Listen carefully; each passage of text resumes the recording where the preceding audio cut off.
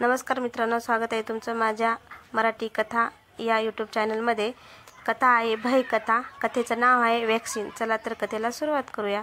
Vashi police चौकीत आज एक विचित्र दृश्य होते। एक सुंदर आणि तडफदार वातावरण। मिनल जोग चक्क चौकीत आली होती। खाकी आयुष्यात ही हिरवळ प्रत्येक पोलिसांच्या चेहऱ्यावर दिसत होती। मला अभिनव सपकाळला भेटायचे आहे, ती उद्गारली। बाई, त्यांना तुम्हाला भेटता येणार नाही, मिनलकडे न बघता हवालदार म्हणाला। पण माझ्याकडे कोर्टाची ऑर्डर आहे। बाई, कशाला त्या नागाला भेटता आहात? खुनी आहे तो, आणि ते सुद्धा तीन पाणी प्रश्न, भ्रष्टाचार, नवीन सिनेमे इकडे लक्ष द्यायचे सोडून तुमच्यासारख्या शिकलेल्या वार्ताहराने इकडे यायचे आणि उगीच फुकट वेळ घालवायचा। शासनाचा आणि तुमचा। बरं, आता तुमच्या शासनाने पत्र दिले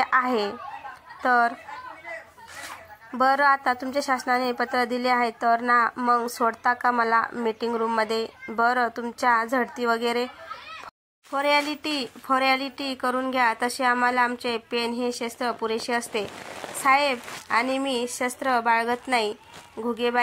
बाईंची झडती घ्या आणि त्यांना मीटिंग रूममध्ये सोडा आणि त्यांना मीटिंग रूममध्ये बसवा आणि त्या अभिनव सपकाळला आणा, आणि हो, बेड्या तशाच ठेवा। लय बाराचा आहे तो परब हवालदार। दुरून मिनलचा आढावा घेत तंबाखू चोळत कोडावले। हवालदाराला म्हणाला, आयला बाई, वरपासून खालपर्यंत कसा आयटम बॉम्ब आहे, आणि म्हणते की माझ्याकडे काही शस्त्र नाही। मीटिंग रूममध्ये दोन लाकडी खुर्च्या आणि एक मोठे टेबल होते। दोन खुर्च्यांमध्ये बरेच अंतर, एक छोटा साठचा दिवा आणि तो जवळजवळ 15 फूट उंच, त्यावर सुरक्षा टोपी आणि जाळी लावलेली एक पंखा आयुष्याची शेवटची घटका मोजत असल्यासारखा फिरत होता। बाई बसा, आणि हो, नुसते बसा, आरोपीच्या जवळ वगैरे जायचे नाही, तशी ऑर्डर आहे साहेब। मी एक जबाबदार नागरिक आहे, मला माझे काम करायचे आहे, मी गप्पा मारायला नाही आले सपकाळकडे। मिनल पोलाईट अशी हळूवार बोलली नाही, म्हटले, नियम सांगितलेला बरा, परब टोपी सावरत म्हणाले। अभिनव आला। मिनलच्या बरोबर समोरच्या खुर्चीवर जाऊन बसला।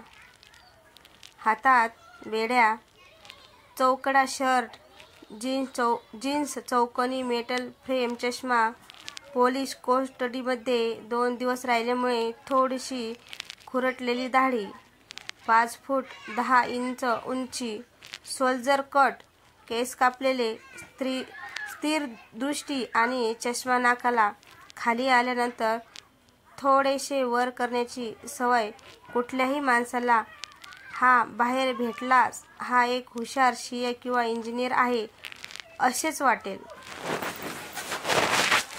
पाहिजे, आणि असेच वाटले पाहिजे। आणि TDH कॅटेगरीमध्ये येणारा असल्यामुळे बऱ्याच महिलांनाही तो हवा वाटेल असा। हा मनुष्य खुनी काही पटत नव्हते। MSc bio chemistry first class gold medal मिळवणारा अभिनव सपकाळ खुनी काही मनाला पटत नव्हते, म्हणून आले। हाय, आय एम मिनल जोग ना, अभिनव उद्गारला। तुम्हाला माझे नाव कसे माहिती? मिनल थोडी आश्चर्याचा धक्का लागून दाखवता म्हणाली। अहो, माझे शिक्षक तुम्हाला माहिती, मार्क माहिती। अहो, माझे शिक्षण तुम्हाला माहिती, मार्क माहिती, मग मला तुमच्यासारख्या पब्लिक फिगरचे नाव नको माहिती? पण मी एक वार्ताहर आहे, दरवर्षीचा युनिव्हर्सिटीचा निकाल मला माहिती असतो, आणि तडफदार लोकांबद्दल माहिती ठेवणे हा माझा छंद आहे। अभिनव पुटपुटला। असो अभिनव, मला तुझी कहाणी ऐकायची आहे। मला अजूनही विश्वास बसत नाही की असे काही घडले असेल। मी ॲडव्होकेट पराज्यांनाही ओळखते, त्यांना मी ही केस समजावून सांगते। जर जगातून एक हुशार माणूस या सिस्टीमच्या हलगर्जीपणामुळे जाणार असेल तर माझी लढण्याची तयारी आहे. थँक्यू मिनल. तो एकेरीवर आला. खरे म्हणजे एक खुनाला फाशी आणि 2 खुनाला तर नक्कीच मिळणार म्हणून मी आशा सोडून दिली होती. पण तू आलीस आणि आधार वाटला. Feel so relax. पण अभिनव, यात तू अडकलास कसा? आय मीन सिस्टममध्ये पाणी मुरते पण कुणालाही ती खुनासाठी नक्कीच पकडत नाही.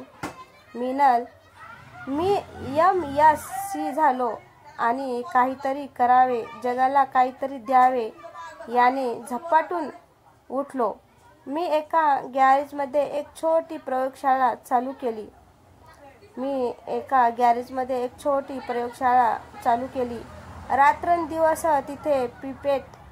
रात्रंदिवस तिथे पिपेट आणि ब्युरेट माझे मित्र बनले. एक शोधाने मी झपाटून गेलो होतो. जेवायची शुद्ध नव्हती आणि तो दिवस उजाडला.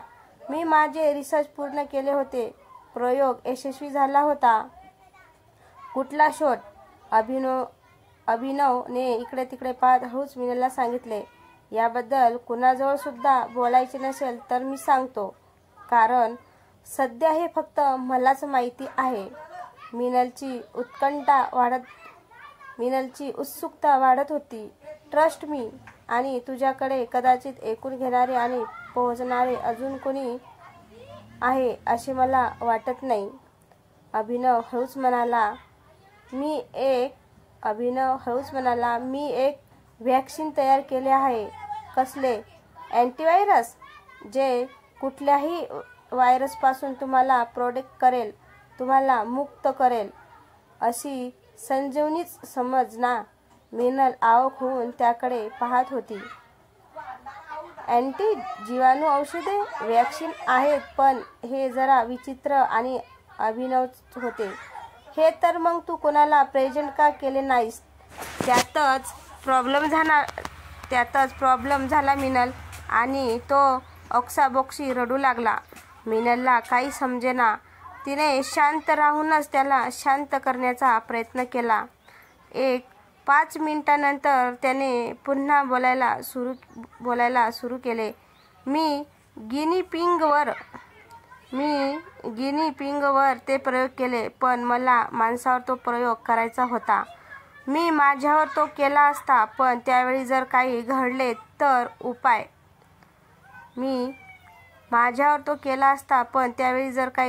तर उपाय करायला कोणी असायला हवे, म्हणून मी माझ्यावर केला नाही.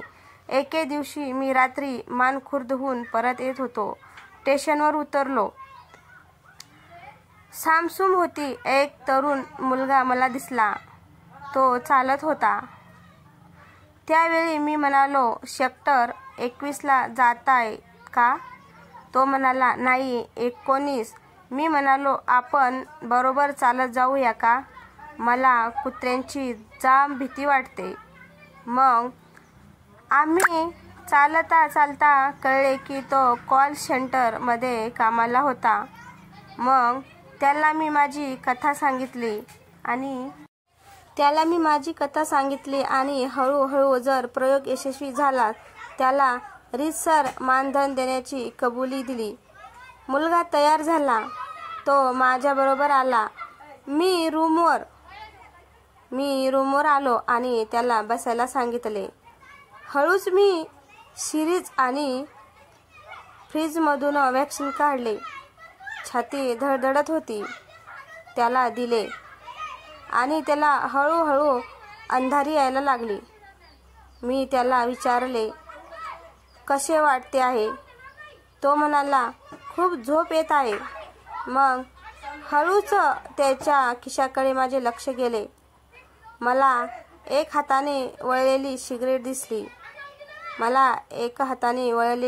दिसली. मला त्यात हसीच होते हे कळायला वेळ लागला नाही. मी त्याला बाहेर पोहोचवले आणि घरी जायला सांगितले. सकाळी उठलो तर रस्त्यावर बरीच गर्दी होती. पाहिले तर रात्रीचा मुलगा होता. तो मरून पडला होता.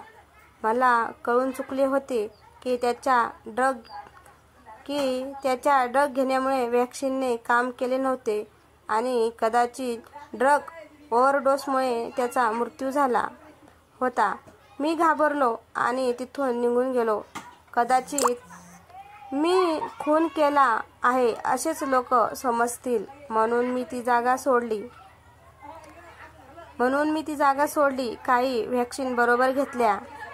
सेक्टर 49 मध्ये घर घेतले. 3 महिन्यानंतर पुन्हा प्रयोग चालू केले. एका गायीवर आणि कुत्र्यावर केले आणि ते यशस्वी ठरले. पुन्हा मला माणसाची गरज होती जो याला तयार होईल. एकदा पनवेलहून रात्री येत होतो. उतरलो आणि चालू लागलो. गाडी सायडिंगला जाणार होती.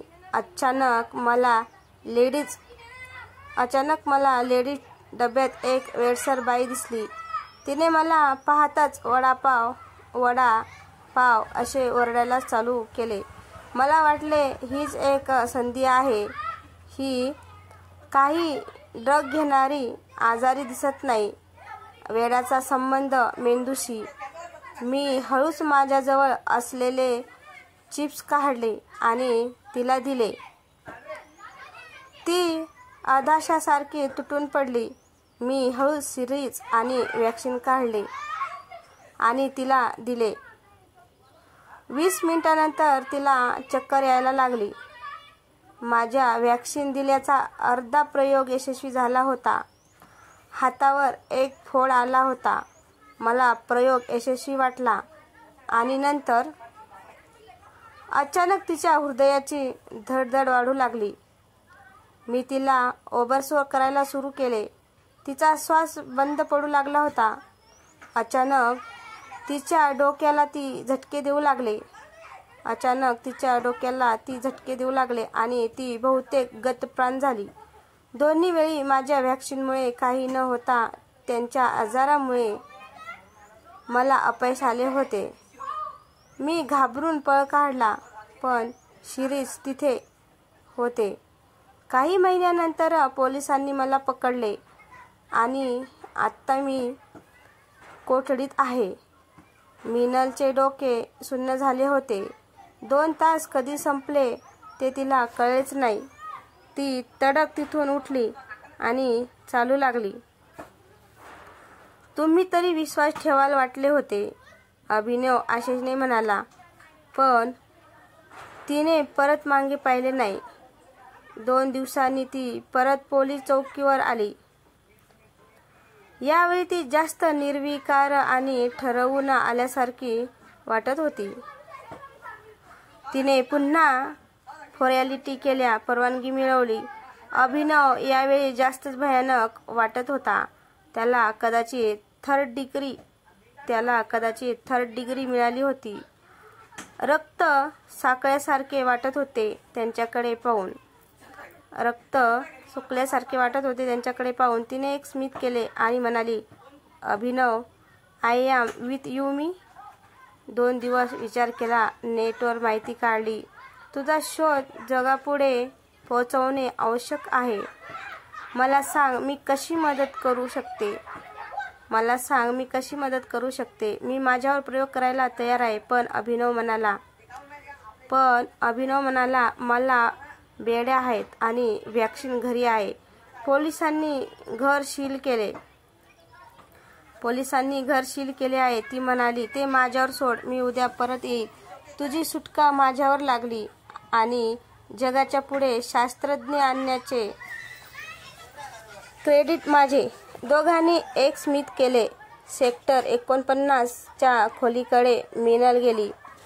आढावा घेतल्यानंतर कळले पोलिसांनी दरवाजा सील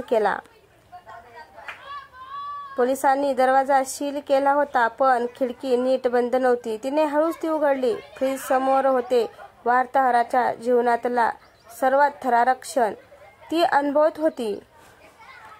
तिने खिडकीला हलवले आणि 2 गज गळून पडले. मुंबईच्या पावसाने आणि खाऱ्या हवेने तिचे काम सोपे केले होते. खिडकी गंजलेली होती. तिने हात चढून व्हॅक्सिन आणि सिरीज घेतली. पर्समध्ये टाकली. दुसरा दिवस एक ऐतिहासिक ठरणारा होता. तिला झोप येत नव्हती. कसेबसे झोपून सकाळी 10 वाजता तिने पोलीस चौकी गाठली. परब कोटावळे हवालदार आता मीना जोगला जणू ओळखायला लागले होते आणि त्यामुळे त्यांनी सगळ्या गोष्टी झडती वगैरे झटपट होऊन गेली. आधी मीटिंग रूमच्या शेजारी उभ्या राहणाऱ्या कॉन्स्टेबल घुगे बाईकडे तिकडे टंकळ मंगळ करत होत्या. अभिनव आला. आज तो बराच बारा दिसत होता. डोळ्यात कसली तरी चमक वाटत होती. तो तिथे बसला. मीना जोगने कन्सेंट बरोबर लिहून आणले होते. हा प्रयोग ती सो खुशीने करत आहे हे त्यात नमूद होते. पण कुठे ना कुठे अभिनववर विश्वास बसला होता. तिने अभिनवच्या मार्गदर्शनाने वॅक्सिन सिरीजमध्ये घातले आणि आपल्या उलट्या हातावर च्या शिरेमध्ये हळूच सोडले. अर्ध्या तासासाठी चक्कर येणार हे तिला माहिती होते. यामुळे ती चक्कर आल्यावर निश्चिंत होती. पण अभिनवने तिला विचारले, आता कसे वाटते आहे? ती म्हणण्याच्या अगोदरच तो म्हणाला, आता तुला हळूहळू सुन्न वाटू लागेल आणि डोळ्यासमोर अंधारी यायला लागेल. मीना, आयुष्याच्या शेवटच्या क्षणी सगळ्यांना असेच होते. अभिनव थंडपणे उद्गारला. हे वाक्य ऐकताच तिला धक्का बसला. तिनं हालचाल करण्याचा प्रयत्न केला पण शरीर अधू वाटू लागले होते. अभिनवच्या चेहऱ्यावर एक आसुरी आनंद यायला लागला होता. अत्यंत बेडरपणे त्याने हसायला चालू केले आणि म्हणू लागला, इन्स्पेक्टर सावंतने मला सांगितले होते की त्याच्या चौकीत आता आलेला खुनी फासावर गेल्यावर सुटका होते. तू 2 ते 3 लोकांना विनाकारण आपल्या विकृत मनोवृत्तीने मारून टाकले. आता बघू कसे मारशील. मी बाहेर कुत्री, गायी, माणसे मारली. मी म्हणलो होतो ना त्यांच्यावर प्रयोग केला. मी मनाशी ठरवले होते. आईला पोलीस कोठडीत मारण्यात एक वेगळेच थ्रिल आहे. आणि या वाक्याने मिनलने हंबरटा फोडला. पोलीस गोळा झाले. सिरीज पाहिल्यावर मिनल जगणार नाही हे त्यांना कळून चुकले होते. 3 खून करणाऱ्या नराधमा अभिनवला 4थ्या खुनावर सुद्धा एकदाच फाशी होणार होती. कदाचित मनोरुग्ण म्हणून त्याला असायलम मध्येच जिवंत ठेवावे लागणार होते. परब यांना मी शस्त्र बाळगत नाही या मिनलच्या वाक्यावर खूप वाईट वाटले आणि त्यांनी मनाशी म्हटले, तर मित्रांनो तुम्हालाही